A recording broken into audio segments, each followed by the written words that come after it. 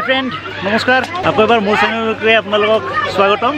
आज आपनालोকক मैं देखुवाई आছো उत्तर नलबारी आंचलिक सर्वजनीन दुर्गा पूजा और आहक पूजा मंडपर भितरলৈকে যাওঁ और आपनालोকক पूजाখন দেখুৱাও। आज अष्टमी पूजा गतिके एওঁলোকৰ আজি এই পূজাৰ কি বিশেষ प्रग्राम আছে সেয়া জানিবলৈ চেষ্টা কৰিম। পূজাখন আপোনালোকক বৰ ধুনীয়াকৈ দেখুৱাৰ কাৰণে চেষ্টা কৰিম। আহক ভিতৰলৈকে যাওঁ। এই পূজাথলীলৈ আপুনি আহিবলৈ হলে আপুনি প্ৰথমতে আহিব লাগিব নলবাৰীৰ 31 নম্বৰ ৰাষ্ট্ৰীয় ঘাইপথত থকা গণেশ মন্দিৰ চাৰিআলিলৈকে আৰু তাৰ পৰা উত্তৰ ফালে যিখন ক্ষুদ্ৰ কটলা বৰকুচি বুলি গাঁও আছে সেই গাঁৱৰ মাজলৈ। আৰু এইখন সম্পূৰ্ণৰূপে এখন গাঁৱলীয়া পৰিৱেশত আয়োজিত কৰা দুৰ্গা পূজা। গতিকে অশেষ চেষ্টাৰ ফলত গাঁৱৰ সকলোবিলাক মানুহে লগ লাগি এই পূজাখন আয়োজন কৰিছে। চহৰত আমি বহুত ডাঙৰ ডাঙৰ পূজা দেখিবলৈ পাওঁ, কিন্তু গাঁৱৰ মাজত যে ইমান ডাঙৰ এটা আয়োজন কৰা হৈছে হয়তো কোনেও নাজানে। গতিকে আপোনালোকে এই পূজাখনলৈকে আহক, বহুত ভাল পাব। ইয়াত আহি সম্পূৰ্ণ গাঁৱৰ পৰিৱেশত এখন দুৰ্গা পূজা আয়োজন কৰা হৈছে। গতিকে আপোনালোকে আহিব আৰু ইয়াতে বহুতখিনি এনজয় কৰিব পাৰিব।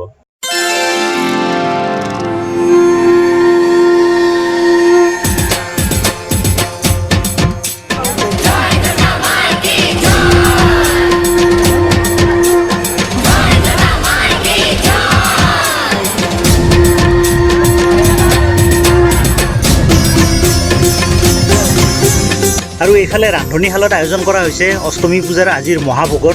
মুঠতে এটা সুপৰিকল্পিত ব্যৱস্থাৰ মাজেৰে পূজাখন আগবঢ়াই নিয়াৰ কাৰণে চেষ্টা কৰা হৈছে।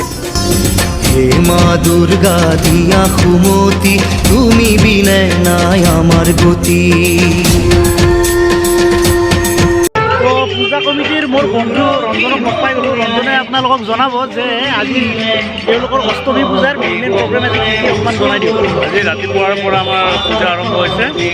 এতিয়া আমাৰ পূজা প্লাছ হোম আৰু আমাৰ সন্ধি পূজা আৰু দুপৰীয়া মহাভোগ, গধূলি আকৌ আমাৰ নাগাৰা প্ৰদৰ্শন হ'ব, সমূহীয়া আৰতি, গোটেইখিনি অনুষ্ঠান আছে আমাৰ। আৰু এই পূজাখন এইবাৰৰ সৈতে কিমান নম্বৰ? এয়া আমাৰ 10 বছৰ ধৰি দিছোঁ। বঢ়িয়া, সফলতাৰে 10 বছৰ পূৰণ কৰিলে এই পূজাখনে। হয়, বহুত আশা আছে আৰু বহুত কষ্ট বা বহুত কৰিব লগা আছে, কিন্তু আমি একেদিনতো উঠিবলৈ ষ্টেপ বাই ষ্টেপ আহি আছোঁ। বহুত কষ্টৰ ফলত আজি এইখিনি আগবাঢ়ি আহিছোঁ। হয়তো আমি আগলৈ ইয়াতকৈ বহুত আগবাঢ়ি যাম। আমাৰ ৰঞ্জনে মানে বহুত কষ্ট কৰি ৰঞ্জনত আৰু ৰঞ্জনৰ লগত আছে আৰু একজন ভাইটি আছে। তেনেকুৱা মানে ৰঞ্জন তাৰপিছত ভাইটি তাৰপিছত বহুত কেইজন ব্যক্তিৰ মানে অশেষ কষ্টৰ ফলত এই পূজাখন মানে সফলতাৰে 10 বছৰ পূৰণ কৰিলে। তো আকৌ এবাৰ কামনা কৰিছোঁ এই পূজাখন বছৰ বছৰ ধৰি চলি থাকক। খুব ভাল লাগিল আহি।